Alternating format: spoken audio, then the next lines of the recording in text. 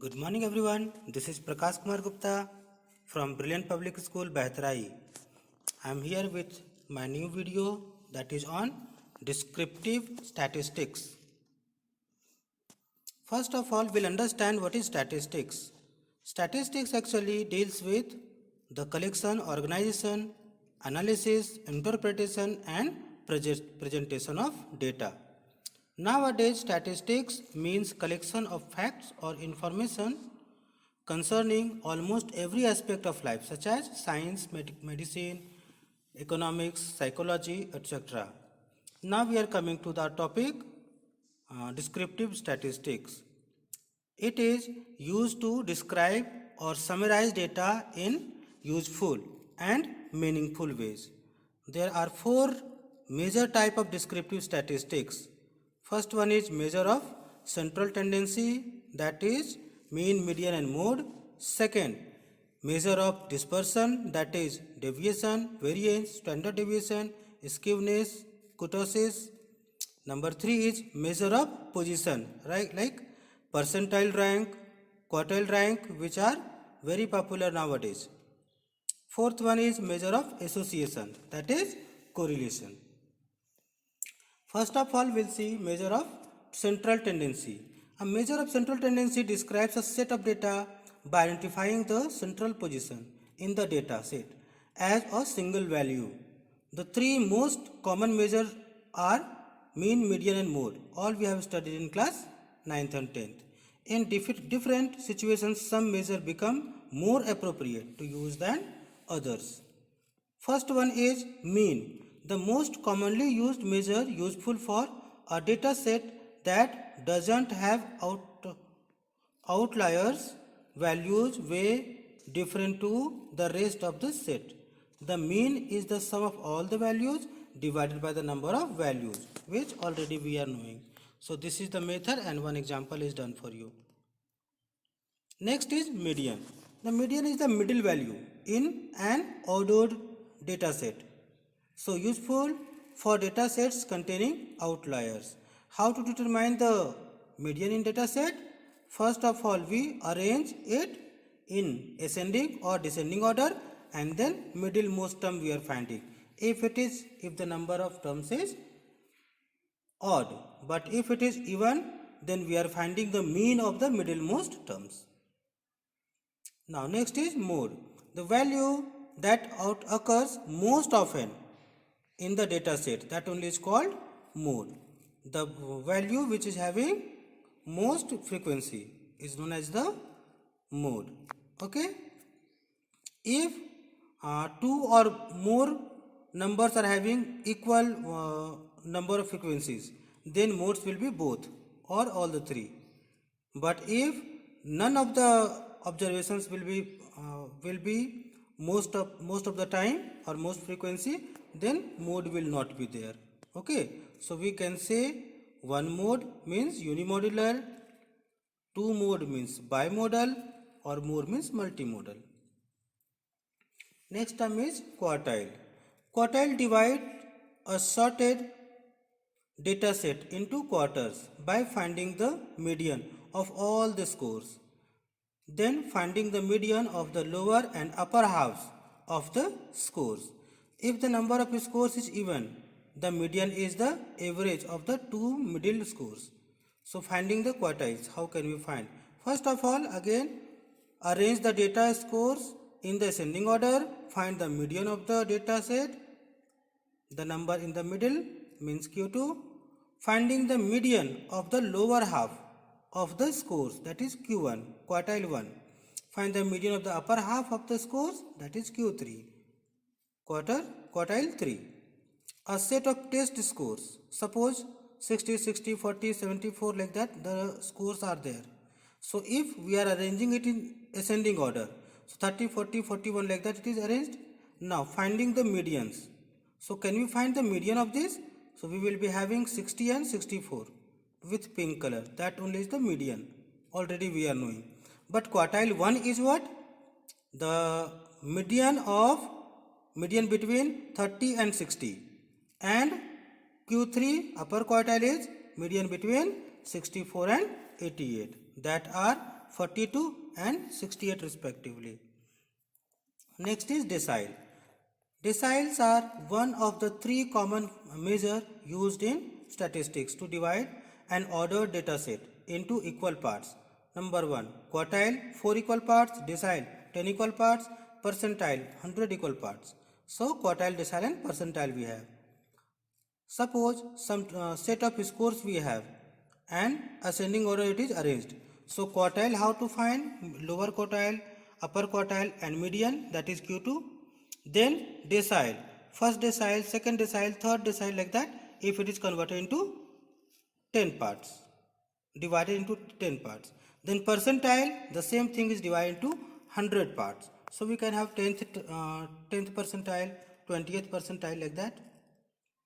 Now these are the formula for finding the quartile, decile and percentile formula. Here I stands for which quartile we are finding. Q1, Q2, Q3, like that. Decile Q1, Q2, Q3, D1, D2, D3 up to D9 we can find, and percentile up to 99 we can find. Okay, then almost all these L you are knowing already. Lower limit of the median class, capital N total number of terms, I which quartile we are finding, C is cumulative frequency and W is class size. Okay.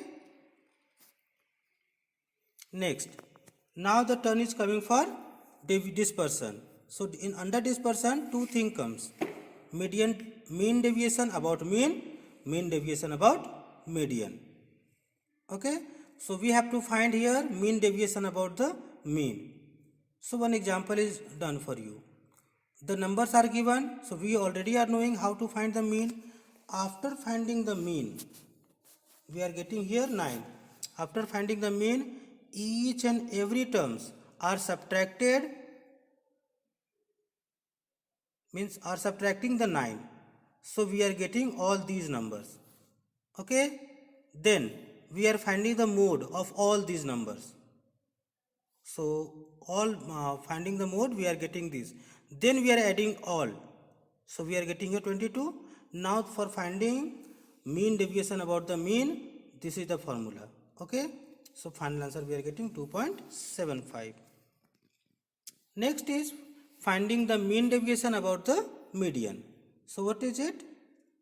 Here we have done this one for grouped data. Okay, so this much to already you are knowing how to find the median.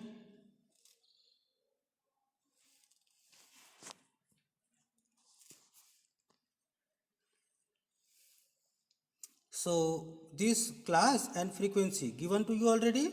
Now this one cumulative frequency already you are knowing. Now this is midpoint. Now xi minus m. What is m? M is actually the median. First we have to find the median. Then that median we have to subtracting. And after that fi into this mode of the subtraction of xi minus m. And then this is the formula for finding the mean deviation about median. Next is variance and standard deviation. Variance is denoted by sigma square. Variance is denoted by sigma square, and this formula of variance is that. And if you are finding only sigma, that only is known as standard deviation, and formula for that is this.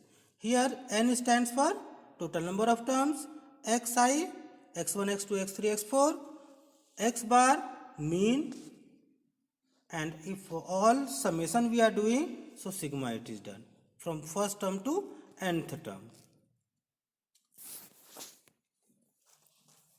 Next is the marks scored in a test by 7 students are 3, 4, 6, 2, 8, 8, 5. Calculate the variance and standard deviation. So this example is done for you for finding variance as well as standard deviation. Next is skewness. What is it? Skewness is the measure of asymmetry of the distribution of the real valued random variable. It is standardized third central moment of a distribution, and this is the formula given to you. Okay. So, and then the turn is coming for kurtosis. In the next slide, you will see the diagram, then you will understand it in better way. So, kurtosis is what? It is also a measure of the peakness or peakedness of the probability distribution of real valued random variable. It's the standardized fourth central moment of the distribution. Normal it is 3, and let us see the diagram. So this is for the skewness. If symmetry of line is there, then no skewness. Symmetry of a line of symmetry is there, so it has no skewness, zero skewness. Here it is not there, so it is positive skewness, and this one has negative skewness. Now kurtosis.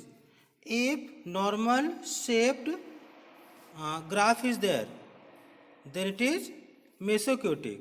But if flatness is little more, then platykurtic, and peakness is more, then it is leptokurtic.